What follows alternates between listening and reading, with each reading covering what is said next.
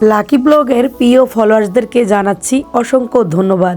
আজ আপনাদের ভালোবাসায় লাকি ব্লগ ৬০,০০০ পরিবারে পূর্ণ হলো। সেই খুশিতে আজ আপনাদেরকে দারুণ একটি রেসিপি দেখাবো।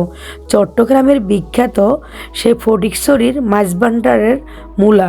এই মূলা প্রতি বছর একবারই বিক্রি করা হয়, আর সেই মূলা চট্টগ্রামের মানুষ অনেক পছন্দ করে থাকে, আর এটা খেতে অনেক মিষ্টি লাগে। এই মূলাটাতে কোনো গন্ধ থাকে না, তাই তো এটাকে তবরক হিসাবে খায় চট্টগ্রামের মানুষ। বেশিরভাগ গরুর হাড্ডি দিয়ে রান্না করলে বেশি টেস্ট হয়। তাই তো আজকে আমি গরুর হাড্ডি ছিল না, কিন্তু গরুর মাংস আর চর্বি দিয়ে রান্না করব। সাথে দেব মুগ ডাল। এর ফ্লেভারটা আরও সুঘ্রাণ হবে, আর খেতে কিন্তু দারুণ লাগবে।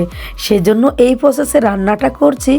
যেমন দেখতে সুন্দরও লাগছে, তেমনি খেতে অসম্ভব টেস্ট হয়েছে।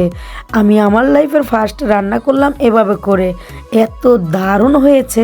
আমি কেন আগে জানতাম না? যদি জানতাম তবে প্রতি বছরে কিন্তু এটা আমি একবার হলো কিনে নিয়ে এসে খেতাম। অথচ চট্টগ্রামে কিন্তু বেড়ে ওঠা, আর এটাই আমার খাওয়া হলো না। কত বড় মিস করলাম বলেন তো। এবার দেখেন, আর এই মুগ ডাল রান্না করার সময় মুগ ডালটা একটু পরে দিবেন, এটা ভিজিয়ে রাখবেন কিছুক্ষণ, তারপরে দিবেন। মাংসটা ভালোভাবে কষানোর পরে মুগ ডাল দিয়ে এবার আলু আর দিয়ে দিচ্ছি আমি এখানে মূলা দিয়ে ভালোভাবে এটাকে নেড়েচেড়ে কষিয়ে নিতে হবে। এটা কষানোতেই সিদ্ধ করে ফেলতে হবে, তবে এর টেস্ট ভালো আসে। একেবারে চুলার জাল অতিরিক্ত বাড়িয়ে দিবেন না, মিডিয়ামে রান্নাটা করে নেবেন, তবে কিন্তু এটা খেতে দারুণ লাগবে। এটা সাদা ভাত কিংবা রুটি দিয়ে খেতে অসম্ভব লাগে। আমি তো সাদা ভাত দিয়ে খেয়ে নিয়েছি, পরের দিন সকালবেলা খেয়েছিলাম রুটি দিয়ে।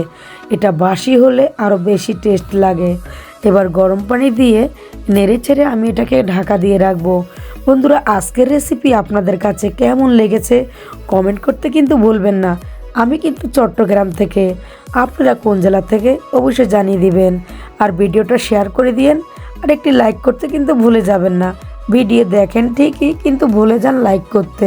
ইউটিউব থেকে দেখলে অবশ্যই চ্যানেলটিকে সাবস্ক্রাইব করার অনুরোধ থাকলো। বন্ধুরা দেখেন, আমি যেভাবে রান্না করেছি অবশ্যই এভাবে করে রান্না করে দেখবেন।